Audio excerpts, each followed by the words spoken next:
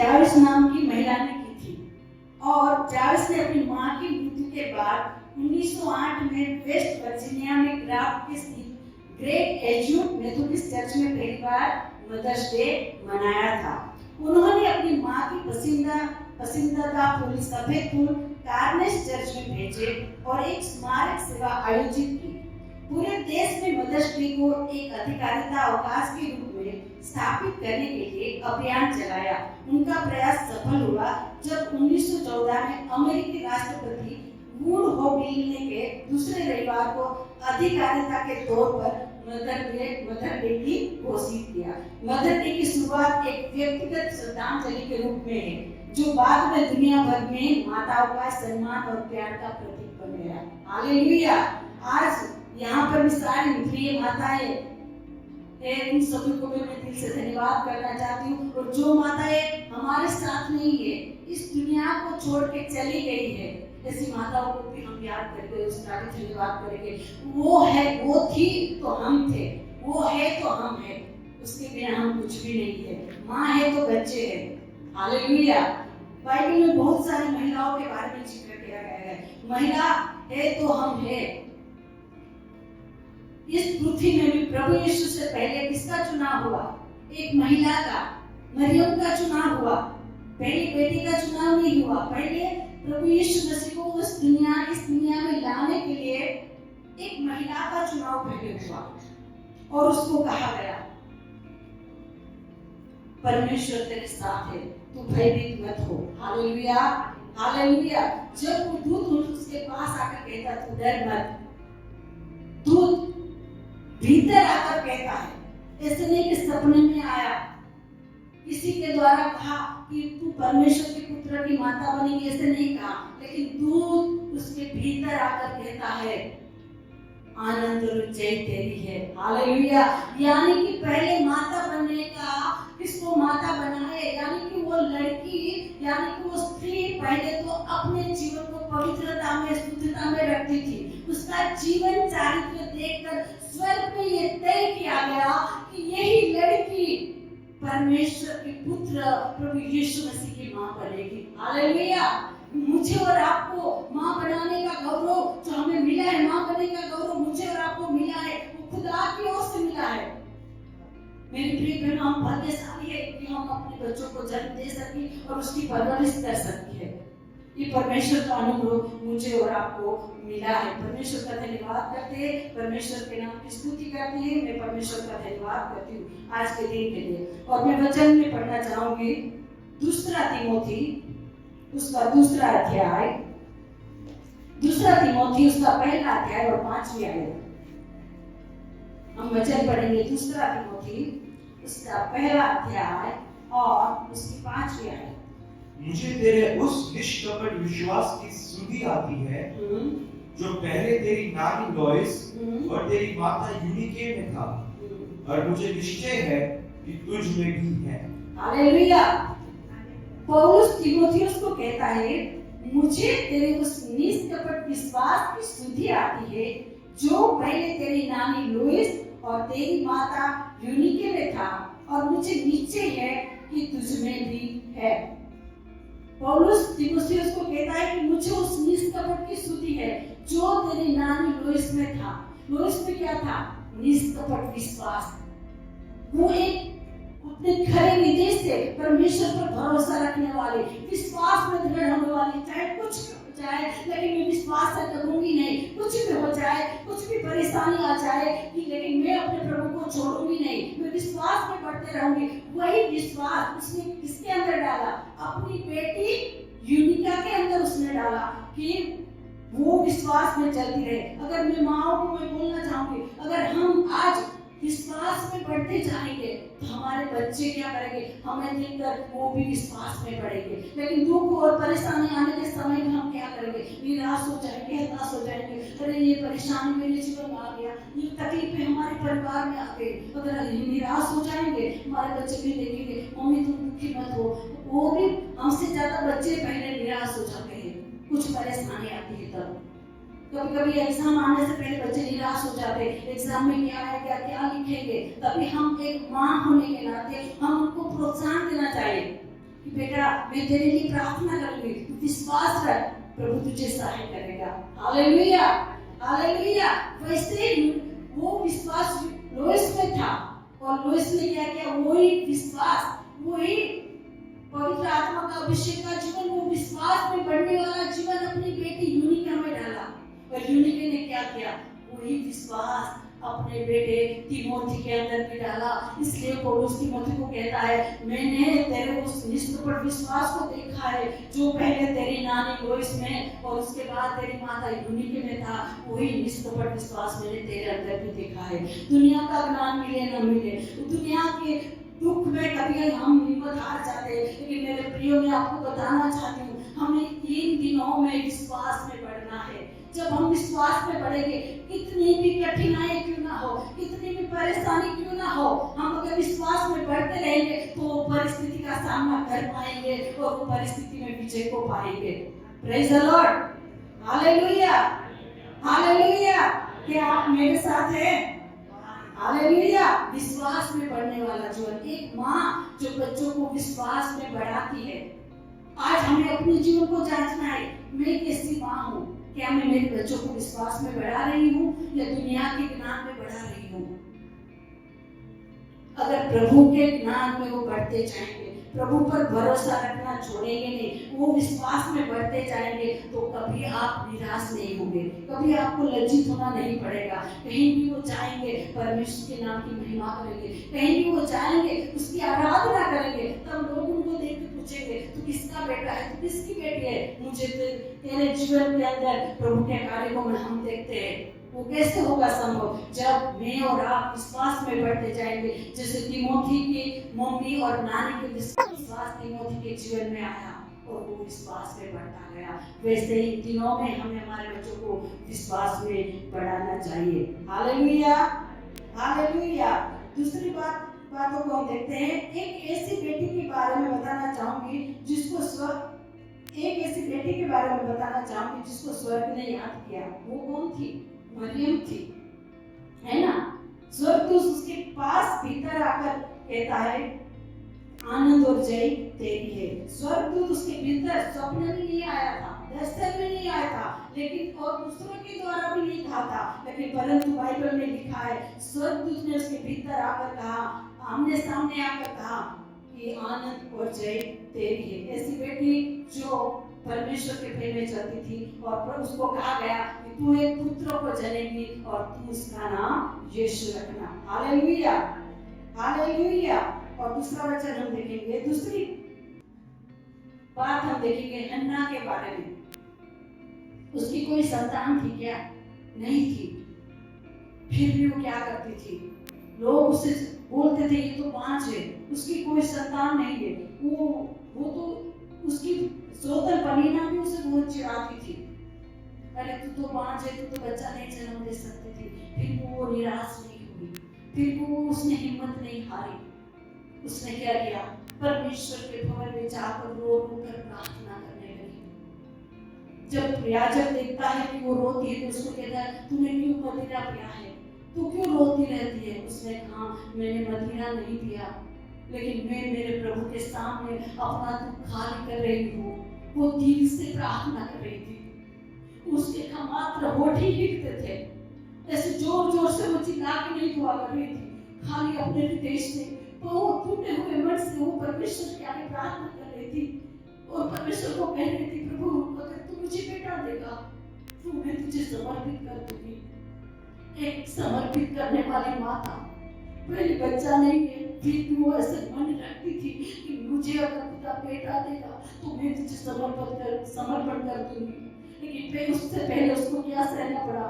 लोगों की ताने सुनना पड़ा। लोगों ने उसको बहुत ताने मारे, उसका तो कोई बच्चा नहीं है। जहाँ वो रहती होगी वहाँ लोग उसको देख के कहते होंगे, उसके पास तो कितना सारा धन है, उसका पति तो कितना धनी है, फिर भी उसके पास तो कोई संतान नहीं है। उसकी सोतन परिणाम भी उसे चिढ़ाती थी। और हम सोचते हैं कि सारे गली में जहाँ जिस मोहल्ले में वो रहते होंगे, आजू बाजू वाले भी लोग बोलते हैं उसके पास तो कोई बच्चा ही नहीं है, वो आगे का जीवन कैसे बिताएगी, वो क्या करेगी, इतनी सारी धन संपत्ति का वो क्या करेगी?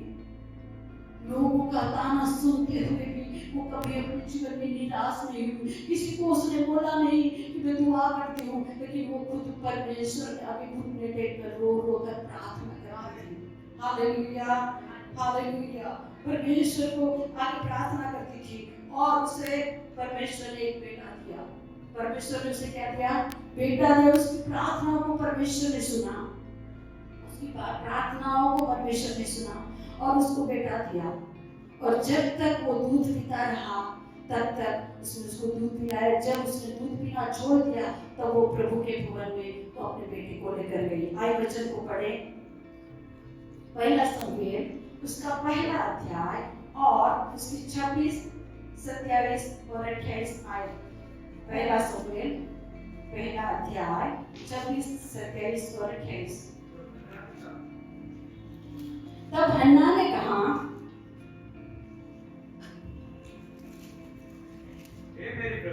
हे मेरे प्रभु, तेरे जीवन की शपथ, हे मेरे प्रभु, मैं वही स्त्री हूँ जो तेरे पास यही खड़ी होकर यहोवा से प्रार्थना करती थी। ये वही बालक है जिसके लिए मैंने प्रार्थना की थी और यहोवा ने मुझे मुंह मांगा वर दिया है। 28 आयत। इसीलिए मैं भी उसे यहोवा को अर्पण कर देती हूँ कि ये अपने जीवन भर यहोवा ही का बना रहे। हालेलुया। जब उसका बेटा हुआ तब उसने क्या किया? तब हन्ना ने कहा, हे मेरे प्रभु, तेरे जीवन की शपथ, हे मेरे प्रभु, मैं वही स्त्री हूँ जो तेरे पास यही खड़ी होकर यहोवा से प्रार्थना किया करती थी। जब उसका बेटा हुआ वो धन्यवाद के रूप में वो बच्चे को परमेश्वर के भवन में लेके आई और कहा, यही बालक वही है जिसके लिए मैंने प्रार्थना की थी और यहोवा ने मुझे मुंह मांगा वर दिया है। इसलिए मैं भी उसे यहोवा को अर्पण कर देती हूँ कि यह अपने जीवन भर यहोवा का ही बना रहे। कौन माँ होगी जो बहुत सालों के बाद बांझ होने पर अगर बेटा जन्मता है और उसको दूध छुड़ाने के बाद परमेश्वर के भवन में रख देगी? शायद वो 3 साल का होगा, शायद वो 4 साल का होगा। फिर भी उसने क्या कहा था? मैंने यहोवा से वही बालक को मांगा था, मैं उसकी सेवा के लिए उसको समर्पित कर दूंगी। आज घरों में बहुत सारे बच्चे होते हैं लेकिन कोई माँ बाप ऐसे नहीं चाहता कि मैं यहोवा की सेवा के लिए भेज दूं। कभी कभी कोई घर में ऐसी बात कही जाती है कि तू तो कोई पढ़ाई भी नहीं कर सकता, तू अच्छा कमा नहीं सकता, तू अच्छा पढ़ लिख नहीं सकता, तू अच्छा कुछ भी काम अच्छा नहीं कर सकता, अब क्या करेगा? उससे अच्छा बेहतर है तू जाके सेवा कर। कोई लोगों का सोचना ऐसा है कि मेरा बेटा पढ़ाई भी नहीं कर सकता, कोई काम धंधा ठीक से नहीं कर पाता, घर में पड़ा क्या करेगा? उससे अच्छा है तू सेवा के लिए चला जा। लेकिन हन्ना ने ऐसे नहीं किया। यहोवा से उसने मांगा था और वही बच्चे को उसने परमेश्वर के भवन में जाके समर्पित कर दिया। मेरी बहनों, मैं आपको बताना चाहूंगी, खुदा ने जो हमें धन के रूप में हमें बच्चे दिए हैं, उसकी आराधना के लिए जब हम उसको समर्पित करेंगे, खुदा उनको बढ़ाएगा, खुदा उनको चलाएगा, खुदा उनको उठाएगा। हालेलुया। बढ़ाना और उठाना और उसको उच्च पद पर रखने का काम परमेश्वर का है, वो करेगा। लेकिन जब हम अपने बच्चों को पीछे रखेंगे, अरे मेरा तो एक ही बेटा है, अगर सेवा के लिए भेज दोगी तो मेरे साथ कौन रहेगा, ऐसा नहीं सोचने का। लेकिन ऐसे सोचे कि अगर खुदा ने मुझे बेटा दिया है तो जीवन भर से गाय के लिए उसको जब हम समर्पित करते हैं तो वो वचन में ऐसे लिखा है, वो बूढ़ा होने पर भी उस वचन से हटेगा नहीं।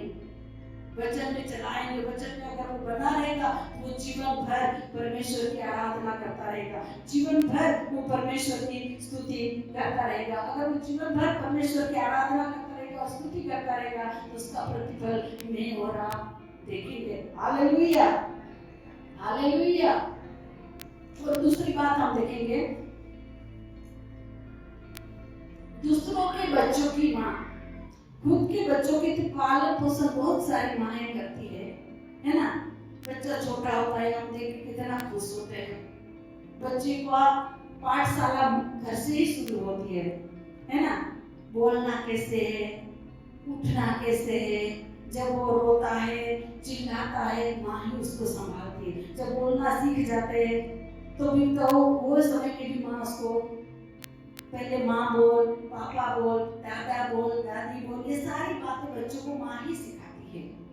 पहली पाठशाला माँ होती है, पहला ज्ञान माँ ही देती है कि कैसे तुझे स्कूल में जाकर रहना है, क्या करना है, डरना नहीं है। कभी कभी बच्चों को जब स्कूल में छोड़ने के लिए आती थी, मैं नर्सरी टीचर थी, जब माँ बच्चों को छोड़ने के लिए आते थे बच्चे इतना रोते थे, और जब हम उठाते थे जैसे वो उनको उठाते थे, मैंने अपने जीवन में देखा है, बच्चे छोटे थे ना, माँ से जब हम छीनते हैं तो हमें क्या करते हैं, हमारे बालों को वो नोचते, पीठ के पीछे नाखून मारते थे, उठाती थी तब। क्यों? क्योंकि मैं उसको माँ से अलग कर रही थी। इतना माँ और बेटे के बीच में प्यार होता है। माँ एक पहली पाठशाला होती है। वो जब छोटे होते हैं तो माँ ही हमें तैयार करती है, कपड़ों का सिलेक्शन भी हमारी माँ ही करती है। और लोग जब देखते हैं, अरे किसका बच्चा है, बहुत अच्छे कपड़े पहने, बहुत अच्छे से तैयार हुआ है, वो बहुत अच्छा दिखता है, ये सब कौन करता है? एक माँ ही करती है, अपने बच्चों को संवारती है, संभालती है, और उसके लिए जो कुछ हो सके वो करने के लिए वो तैयार होती है। लेकिन आज हम देखेंगे कि दूसरों के बच्चों की माँ, ये दूसरों के बच्चों की माँ कौन थी?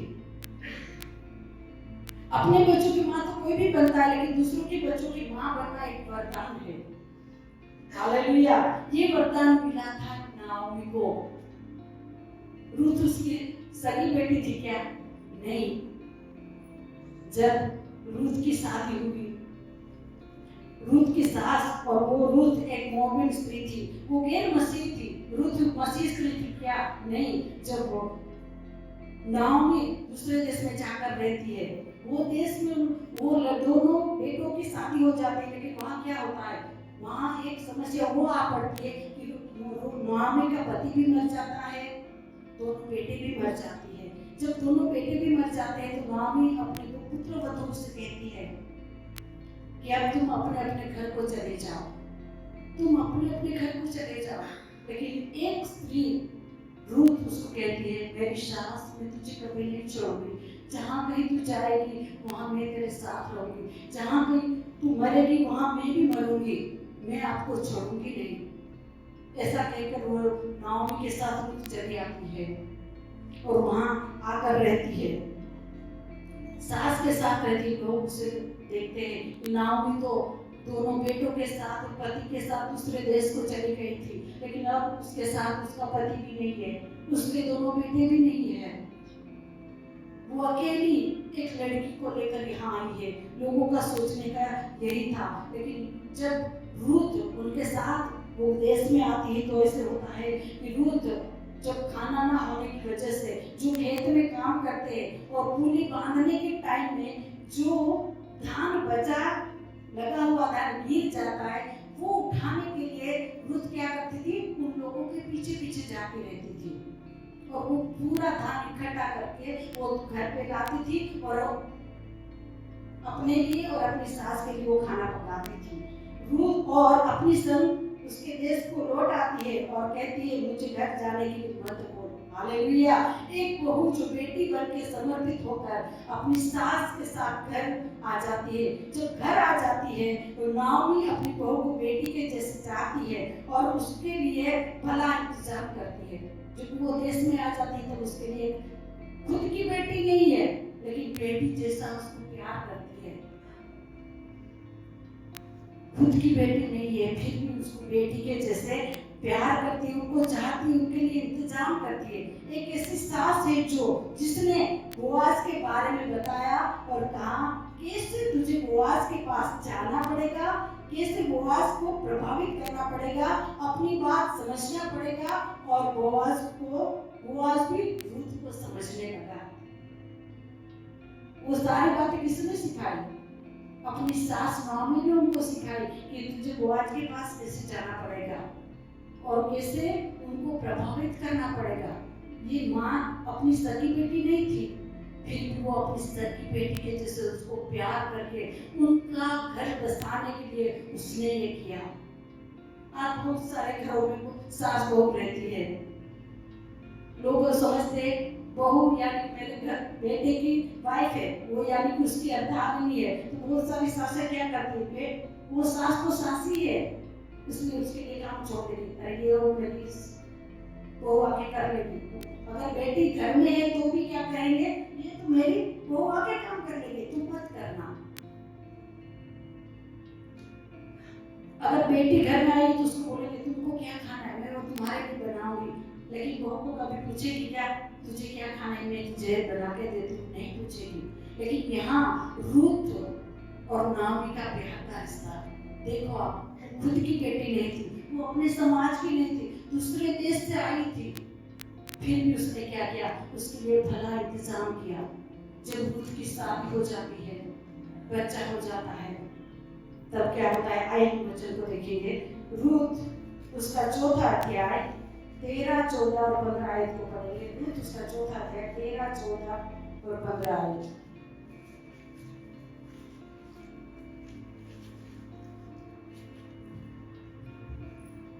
तब बोआज ने रूत से विवाह कर लिया और वह उसकी पत्नी हो गई। और जब वह उसके पास गया तब यहोवा की दया से उसको गर्भ रहा और उसके एक बेटा उत्पन्न हुआ।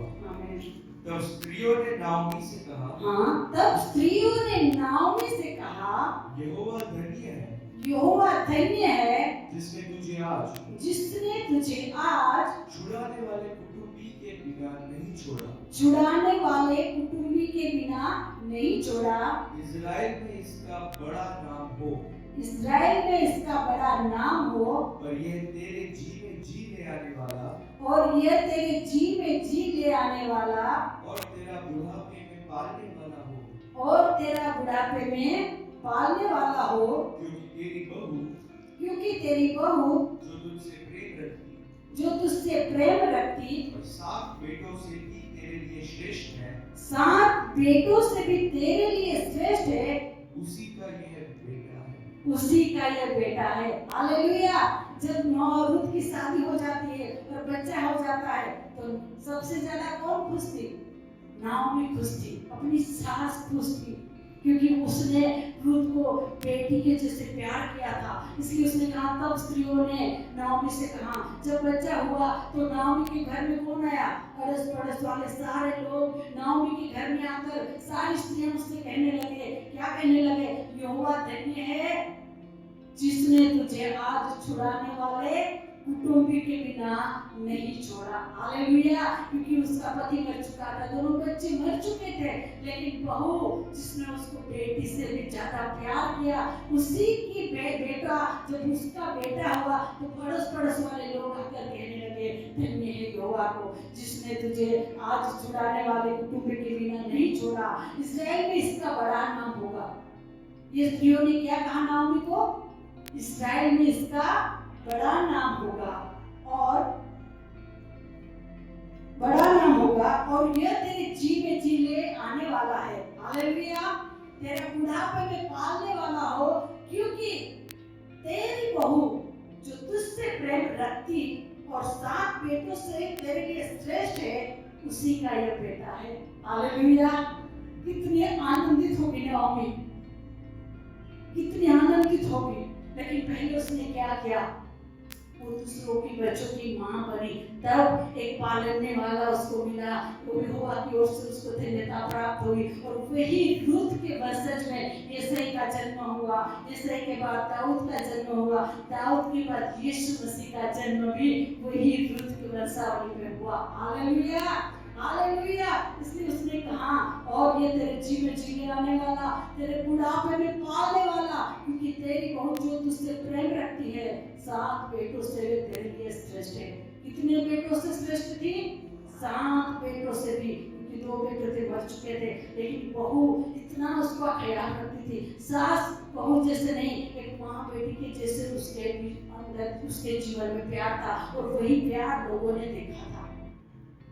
आज जितनी सास होगी, जो बनने वाली है, जो बन चुकी है, ऐसी माओं को हमें ये बात सीखनी जरूरी है वो भी किसी की बेटी है। जब हमारे घर आती है तो हमें वही हमारी बेटी के जैसे प्यार उनको करना चाहिए, तब वो हमारे घर के तौर तरीके को सीख पाएगी। ऐसे ही एक परिवार में हम गए थे, वो बेटी की शादी नहीं हो रही थी, दुआ के लिए जब बुलाया तो हम गए। मास्टर ने उसको कहा ये अहमदाबाद के एरिया से आपको लड़की मिलेगी, परमेश्वर को अच्छी लड़की को आपको देने जा रहा है। वो लड़की मिली, शादी हो गई, लेकिन एक दिन वापस वो लड़की की सास ने हमको बुलाया। जब हम घर पे गए तो बोला पास्टर साहब ये तो हम लोग चाय पीने के लिए बैठते हैं ना, तो चाय गिर जाती है, चाय पी के खड़े हो जाते हैं, फिर जो गिरी हुई चाय वो तो कभी साफ ही नहीं करती, वो ऐसे निकल जाती है। वो चाय तो गिरी है लेकिन हम वो साफ नहीं करते, गिरी हुई चाय के ऊपर से निकल जाती है। पास्टर साहब ने पूछा आपने कभी उनके देख सामने साफ किया है क्या? बेटा अगर चाय गिर गई तो कभी पहले आप करो, चाय गिरी है अगर सब वो सोसर उठा लेती, कब उठा लेती, वो टाइम में क्या करो, गिरी हुई चाय को आप पहले पोछा मार दो। तो बहू को समझ में आएगा कि चाय गिरी है तो चाय पीने के बाद पोछा मारना जरूरी है। आप ऐसे करती है? वो बोला मैं तो नहीं करती। आप नहीं सिखाएगी तो वो बहू कैसे सीखेगी? आपको पहले करना जरूरी है। तो बोला ये मेरी गलती है। उसके बाद बहुत समय जाने के बाद वापस हम उनके घर में गए। उसने बोला वो मेरे से अच्छे से बात करती है, वो घर का सारा काम ठीक से करती है, पहले आप करके दिखाओ। अगर कपड़ा धोने का है, पहले तो वॉशिंग मशीन नहीं थे, तो आप उनको दोनों हाथ बटा दोनों साथ में कपड़े धो, दोनों साथ में बर्तन साफ करो, दोनों साथ में घर का काम करो, तो घर का काम भी फटाफट फिनिश हो जाएगा। तो आपको भी ऐसे लगेगा, मेरे बहू को भी ऐसे लगेगा मेरी सास अच्छी है, और सास को भी ऐसे लगेगा मेरी बहू अच्छी है, दोनों में प्यार बढ़ता जाएगा। हालेलुया। लेकिन ऐसे करेंगे ही नहीं, वो आई है ना, वो तो पहले सब कर लेगी, लेकिन ऐसा नहीं, वो दूसरे घर से आई है, उसको दूसरे घर का तौर तरीका उसने देखा है, तो हमारे घर में आती है तो हमारे घर का तौर तरीका उसको सिखाना जरूरी है, तब सास और बहू में प्यार का रिश्ता बन पाएगा। Hallelujah, hallelujah. इसलिए नाओमी ने क्या किया? दूसरों की बच्चों की माँ बनकर रूथ की जिंदगी को सवार दिया, और रूथ आनंदित हुई और नाओमी के आनंदित हुई। बहुत सी स्त्रियों ने उनको बधाई दी, ये माता, और बहुत सी स्त्रियों ने उनको बधाई दी। और परमेश्वर को भी उसने धन्यवाद किया कि परमेश्वर इंतजाम करने वाला है। वो बात को नाओमी ने समझा और उसके नाम की महिमा की। और वो हम दूसरी माता के बारे में देखेंगे। ये माता एक डर के माहौल में रहती है। जिस देश में सन्नाटा छा रहा है, बच्चों की कत्ल हो रही है, बच्चों को जन्मते ही मार दिया जा रहा है, ऐसे माहौल में वो रहती है। ऐसी माता है मूसा की माँ, है ना। जब वो गोसेन देश में रहते थे, राजा ने आज्ञा दे दी थी कि इस्राएलियों की कुटुंब में अगर बच्चा जन्मता है, लड़का जन्मता है, तो उसको जन्मते ही खत्म कर दो। अगर लड़की रहती है तो उसको जिंदा रखो। वो देश में पूरा सन्नाटा छाया हुआ था। अगर प्रेग्नेंट थी, बाहर निकलने के लिए भी डरती होगी, शायद मुझे देख लेंगे तो मेरे ऊपर ध्यान करते रहेंगे, कब मैं बच्चे को जन्म दूं, अगर मेरा बेटा होगा तो तुरंत उनको मार डालेंगे। ऐसे भय में जीने वाली स्त्री थी, फिर भी वो परमेश्वर पर भरोसा रखती थी। कैसा माहौल होगा, सन्नाटा भरा हुआ, चारों ओर अगर बाहर निकलेगी तो खून ही खून, बच्चों के रोने की आवाज, है ना। वो कैसे, हम अगर सोचेंगे वो माहौल कैसा होगा, जहाँ घर के बाहर निकलते ही बच्चों की लाशें दिखाई दे, जिसने दुनिया को देखा ही नहीं था, जिसने दुनिया में अभी तक पैर ही रखा था, उसको अगर मार दिया जाएगा तो वो जन्म देने वाली माता की पीड़ा क्या होगी? वो कैसे अपने दुख को झेल पाती होगी? वो कैसे अपने आप को सांत्वना दे पाती होगी? कोई दूसरे, क्योंकि सबके बच्चे मार दिए जा रहे थे, तो कौन किसको सांत्वना देगा? तो चुप रहे, तुझे बेटा होगा, वापस परमेश्वर तुझे बेटा देगा। लेकिन ऐसे समय में कोई सांत्वना देने के लिए भी साथ नहीं था, सब दुखी और परेशान थे। वो समय में मूसा की माँ को अब एक बेटा हो, मूसा उसी समय में वो जन्मा। आइए उस वचन को पढ़ेंगे, निर्गमन उसका दूसरा अध्याय, निर्गमन उसका दूसरा अध्याय 1, 2 और 3 आयत को हम पढ़ेंगे। लेवी के घराने के एक पुरुष ने हम्म, एक लेवी वंश की स्त्री से विवाह कर लिया। हाँ, वह स्त्री गर्भवती हुई वो स्त्री गर्भवती हुई और उसके एक पुत्र उत्पन्न हुआ। और उसके एक पुत्र उत्पन्न हुआ और ये देखकर कि ये बालक सुंदर है, ये बालक सुंदर है, उसे 3 महीने तक छिपा रखा। उसे 3 महीने तक छिपा रखा। जब वह उसे और छिपा न सकी, जब वो उसे और छिपा ना सकी, तब उसके लिए सरकंडों की एक टोकरी लेकर तब उसके लिए सरकंडों की एक टोकरी लेकर उस पर चिकनी मिट्टी और उस पर चिकनी मिट्टी और राल लगाई और उसमें बालक को रखकर नील नदी के किनारे कांसों के बीच छोड़ आई। हालेलुया।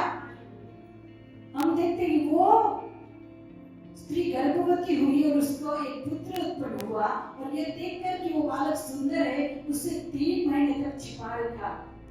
माँ ने क्या किया? वो बालक को देखा, वो सुंदर था।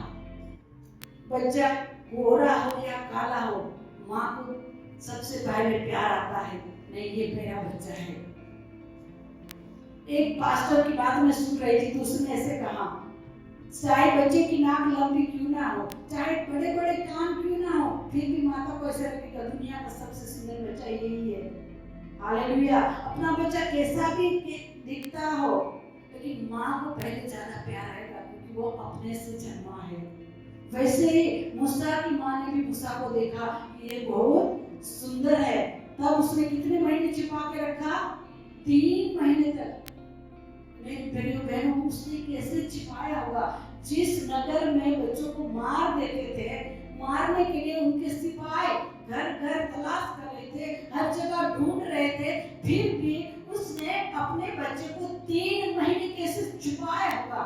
क्योंकि बच्चे तो जन्मते ही रोना चालू कर देते, रोते हैं कि नहीं रोते, है ना? और वो इतना छोटे जन्मते ही रोते और उसका रोना ऐसे होता है, बाजू के घर में पता चल जाता है वो बहन डिलीवरी हो गई है, रोने की आवाज आ रही है बच्चे की।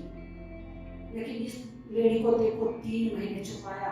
कैसे अपने बच्चों का खिलौना उसने छुपाया होगा, कैसे कपड़े धोकर कहाँ सुखा दी होगी, किसी को कान खबर तक नहीं होने दी 3 महीने तक। शायद लगता है घर में उसने अंदर गुफा बनवा के रखी हुई कि मेरे बच्चे की रोने की आवाज बाहर ना जाने पाए। वो पूरा दिन उसने अपने पूरे महीने अपने आप को सुरक्षित रखा, बच्चों को संभाला। कैसे वो बाहर निकलती होगी, कैसे वो रहती होगी। 3 महीने छुपाना ये कोई हम नहीं कर सकते। कर सकते क्या? 3 महीने तक बच्चा रोना नहीं चाहिए, 3 महीने तक उसके कपड़े कहीं बाहर निकलने नहीं चाहिए। कैसे? आधा घंटा हो जाएगा और बच्चे को झूले में डाला है तो भूख लगी तो रोना शुरू हो जाता है। लेकिन मैं बोलना चाहती हूँ, कंटिन्यू अपने बच्चे को देखती रहती होगी और परमेश्वर से प्रार्थना करती रहती होगी, खुदा तूने मुझे इस बेटे को दिया है, उसकी सुरक्षा तू करना, उसकी सुरक्षा तू करना। और उसने क्या किया? 3 महीने तक छिपा रखा। जब उसको लगा कि अब उसको मैं छुपा नहीं पाऊंगी, तब सरकंडों की एक टोकरी ली, उसमें राख लगाई और नील नदी में उसको बहा दिया। वो बच्चे को सरकंड की टोकरी में छोड़ दिया, नील नदी में बहा दिया। और उसकी बेटी मरियम को क्या बोला? टोकरी कहाँ बहकर कहाँ जाती हो, तुम उसको देखते रहना। और वो बेटी देखती रही, जहाँ फिर उनकी बेटी स्नान कर रही थी वो टोकरी वहां पहुंच गई। जब वो फिर उनकी बेटी ने टोकरी खोला और देखा कि बच्चा तो बहुत सुंदर है, तभी वो बेटी वहां चली जाती है और वो रानी को कहती, महारानी बच्चा तो बहुत सुंदर है, ये किसका बच्चा होगा? बहन की बातें देखो, वो कहती है ये किसका बच्चा होगा? बच्चा तो बहुत सुंदर है, महारानी इसको दूध पिलाने के लिए कोई तो चाहिए। मुझे पता है एक स्त्री दूध पिलाने वाली है, उसको मैं आपके लिए इस बच्चे को दूध पिलाने के लिए उसको बुला के लेके आओ क्या? उसने कहा ठीक है, उसको बुला के लेके आओ। वो बेटी ने क्या किया? जल्दी से जाकर अपनी माँ को बुला के लेके आई और बुला के उसको कहा, वो महारानी मम्मी से कहा मेरे लिए तो उनको दूध पिलाना। अपने ही बच्चों को दूध पिलाने की पगार भी उनको मिलती थी। हालेलुया। हालेलुया। प्रार्थना करके 3 महीने तक छिपा के रखा। जब छिपा नहीं पाए तो उसने सरकंडों की टोकरी में छोड़ दिया। वो नदी में बहते बहते एक रानी के पास गया जिसके पिता ने आदेश दिया था कि जो कोई बच्चा जन्मे उसको मार देना, क्योंकि उसको ऐसा डर था कि उसमें कोई मसीहा ना पैदा हो जाए, उसमें कोई राजा ना पैदा हो जाए। ये डर की वजह से उसने ये आदेश दिया था, ये कानून लागू कर दिया था कि जो कोई बच्चा लड़का जन्मता है उसको खत्म कर देगा। लेकिन वही घर में एक बच्चा खुद अपनी माँ का दूध पीकर बड़ा हो रहा है। वो बच्चा बड़ा होता गया, लेकिन ये ज्ञान और बुद्धि उसको किसने दिया? परमेश्वर ने दिया। दोनों माँ बेटी ने ये सोचा नहीं होगा, लेकिन परमेश्वर ने उसको कहा होगा। जब एक माँ अपने बच्चों के लिए चिंतित हो जाती है, परमेश्वर उनके लिए नए मार्गों को खोलती है। मैं 2 हफ्ते पहले की बात बताना चाहती हूँ। मेरा दियर जो इस दुनिया को छोड़ के चला गया, इस दुनिया में नहीं गया, लेकिन हमारी शादी से पहले उसकी शादी हुई थी। तो उसके बच्चे हमारे बच्चों से बड़े, तो बड़ा बेटा 28 इयर्स का हो गया है। उसकी शादी के लिए हम चिंतित थे। तब उनकी 28 साल का हो गया है, छोटा बेटा 26 साल का हो गया है। दोनों की शादी करवा दी है, क्या करेंगे, कैसे करेंगे, वो चिंता तो हर रोज प्रार्थना करते रहते थे। लेकिन एक दिन सुबह जब हम फैमिली प्रेयर कर रहे थे, 8 बजे इसे द्वार में बैठे, अचानक से मैं प्रार्थना करते रोने लगी। उस बेटे को याद करके, प्रभु उसका पिता नहीं है, लेकिन तू जानता है, उसके लिए ऐसे एक सहायक दे जो उसको सपोर्ट कर सके। एक ऐसे परिवार में से उसको लड़की दे जो उसको दोनों साथ मिलकर उनका भविष्य अच्छा कर सके। हम क्या कर सकते, लेकिन परमेश्वर ने आपसे दुआ करती हूँ उसको दे।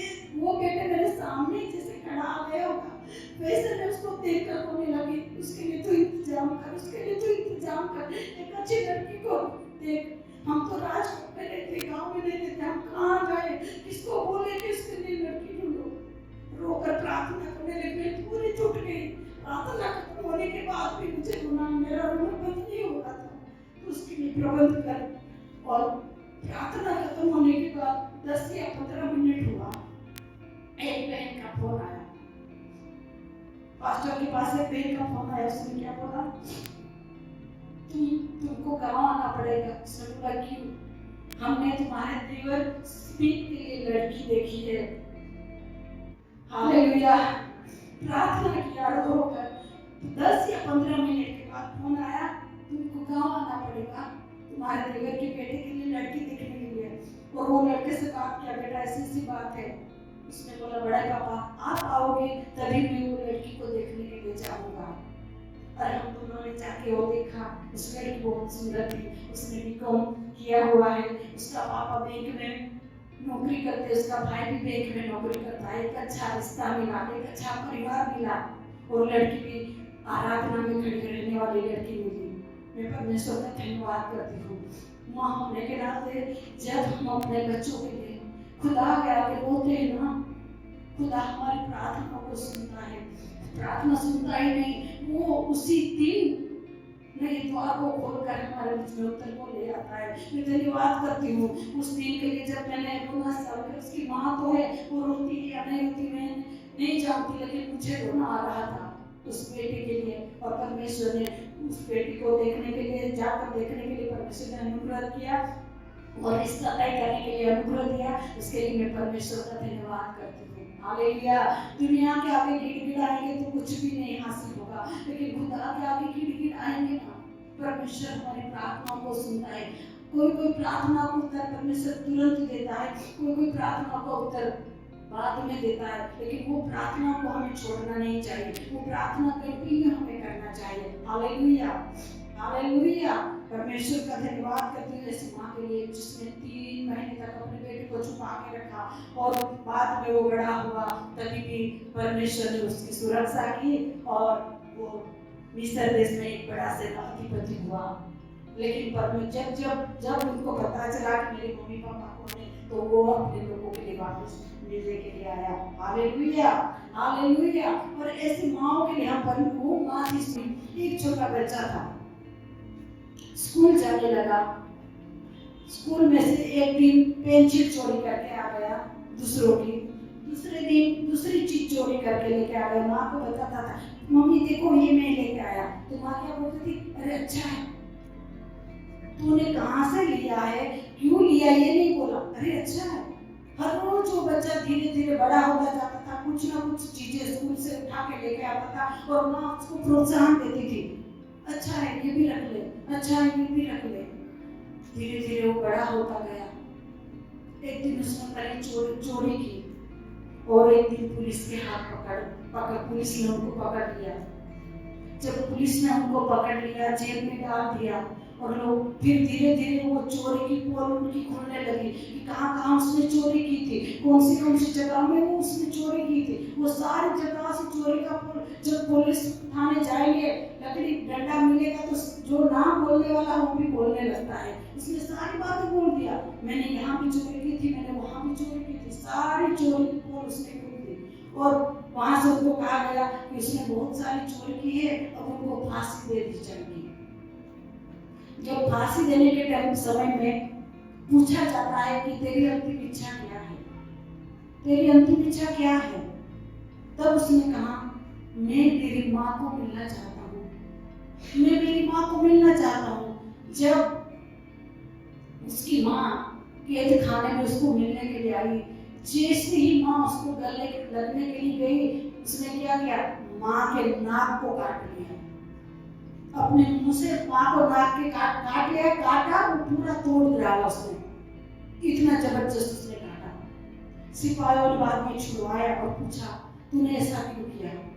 तब वो बच्चे ने कहा, अगर मेरी माँ बचपन में जब चोरी करके चीजें लेके आता था, तो अगर मुझे वो कहती कि चोरी नहीं करना, ये किसकी चीजें तुम लेके आओ, वो छोड़ के आओ, दूसरे दिन किसी की चीज मत लेके आना, ऐसे कहती तो मैं नहीं ले आके आता। मैं सब छोटा था तब से वो दूसरों की चीजें उठा के लेके आता था, और माँ कहती थी अच्छा है, ऐसे मैं चोरी करना सीख गया। कभी मेरी माँ ने चोरी करने के ना करने के लिए मना नहीं किया, और अगर वो मना करती तो मेरी ये आज परिस्थिति मेरी ना होती, मैं आज बच जाता, आज मुझे फांसी ना लगती, लेकिन मेरी माँ की वजह से ये फांसी आज मुझे लगने वाली है। मेरे प्रिय माताओं, हम कैसी शिक्षा अपने बच्चों को दे रहे हैं, वो कब जाते हैं, कहाँ जाते हैं, क्या करते हैं, उसका भी ध्यान रखो। मेरा बेटा जॉब में जाते हैं दोनों, लेकिन फिर भी मुझे पता है कि जॉब में से इतने बजे छूटते हैं, इतने बजे घर आ जाते हैं, 10-15 मिनट में राह देखते, तुरंत फोन करती हूँ, बेटा कहाँ है? मम्मी मैं ये काम के लिए रुका हूँ, मैं थोड़ी देर में आ जाता हूँ। नहीं तो पहले से फोन कर देता है, आज मुझे लेट हो जाएगा, इतना टाइम हो जाएगा, ये टाइम में पहुंच जाऊंगा। हम अपने बच्चों को सही शिक्षा देंगे तो वो हमको सही बात बोलेंगे। एक माँ की प्यार से उनके साथ बात करे, कुछ गलती हो जाती है तो उनको प्यार से समझाए, बेटा ये गलती मत करो। हालेलुया। जब हम प्यार से उनके साथ रहेंगे, नहीं तो गुस्सा करते हैं, अरे तुमने ऐसा नहीं किया, तुमने कुछ ये नहीं आता, तुमने ऐसा कर दिया, वो छोड़ दिया, ऐसे करके, ऐसे नहीं बेटा, ऐसे नहीं करना, ये काम ऐसे करना होता है, तभी वो ठीक से होगा, तभी वो अच्छा दिखेगा। जब प्यार से हम उनको बोलेंगे और प्यार से उनको रखेंगे, तभी वो लड़का होगा या लड़की होगी, अपनी दिल की सारी बात मम्मी को बताएंगे। मेरे तो लड़की लोग नहीं है, लेकिन मेरा दोनों लड़का लोग, कुछ भी बात हो, कुछ भी विचार करते हैं, वो बोलते हैं, मम्मी ऐसे सोचते हैं, हम लोग ऐसा करने का विचार कर रहे हैं, ऐसा करना चाहते हैं, क्योंकि माँ और बच्चे का रिश्ता एक बंधन है। बच्चे के साथ जब प्यार से रहेंगे, वो एक भी बात आपसे छुपाएंगे नहीं, हर एक बात आपसे बोलेंगे। हालेलुया। इसलिए मातृ दिवस डे पर मैं आप सबको ये कहना चाहती हूँ, हमारे बच्चों को जब हम बड़े कर रहे हैं या बड़े हो चुके हैं, अगर आपने प्यार से बात नहीं करते, अपने बच्चों को डांटते रहते, तो मैं बोलना चाहूंगी इस पेरेंट्स को, प्यार से बात करो। जहाँ गलती होती है, वो गलती कैसे हुई वो उनको सिखाओ, ये ऐसे हो गई है, तेरे से ये गलती, ऐसी गलती मत करना, और उसके लिए दुआ करो। जब वो घर से बाहर जाते तभी भी उनको दुआ करके भेजो। हालेलुया। मैं करती हूँ, घर पे जब भी रहती हूँ, बच्चे जब बाहर जाते, नौकरी के लिए जाते, तभी वो खुद आके खड़े हो जाते, मम्मी दुआ करो, हम घर जा रहे करके, बच्चों को दुआ के साथ घर के बाहर भेजो, क्योंकि इस दुनिया में बहुत सारी परेशानियां हैं, बहुत सारी तकलीफें हैं। इस मुसीबत में हमारा बच्चा पढ़ना चाहिए, इसके लिए दुआ करके घर से भेजो ताकि वो सुरक्षित हमारे घर में आ सके। बारिश के समय में भी अभिजीत ने बीच में एक दिन ऐसे आकर कहा, दोनों बेटे जब कॉलेज जा रहे थे, मम्मी प्रार्थना की वजह से आज हम बहुत बड़े खर्चे से बच गए। मैं बोला क्या हुआ? बारिश की वजह से रास्ते में गड्ढा था, एक अंकल एक्टिवा लेके जा रहा था, वो गड्ढे में उसकी गाड़ी गिरने की वजह से वो गिर गया। गिरने की वजह से उसका हाथ ऐसे हो गया रोड पर, और हम तो थोड़े स्पीड में थे, वो अंकल के हाथों पे से हमारी गाड़ी निकल गई और आगे जाके खड़ी गई। जल्दी ब्रेक नहीं मार सकते, नजदीक थे, इसलिए वो हाथों पे से हम उस अंकल के हाथ पैर से हमारी गाड़ी निकल गई और आगे जाके खड़ा हो गए हम लोग। हमको डर लग गया, अब क्या होगा, हाथ तो टूट गया होगा। लेकिन उसको अंकल को जाके धीरे से उठाया और पूछा, अंकल आपका हाथ कैसा है? उसने कहा मेरा हाथ अच्छा है, मुझे कुछ भी नहीं हुआ है। जब हम प्रार्थना करके हमारे बच्चों को घर से बाहर भेजते, चाहे बाइक लेके जाते या बस में जाते, उसको दुआ करके भेजो ताकि परमेश्वर उसकी सुरक्षा करे और आने वाली विपत्ति से मेरा और आपका छुटकारा हो। Hallelujah, hallelujah. मैं धन्यवाद करती हूँ इस वचन के जरिए। प्रभु आप सबको आशीष दे। आइए हम अपने स्थानों पे खड़े हो जाए और हम अपने आप को जांचें, हम कैसे बैलेंस हैं।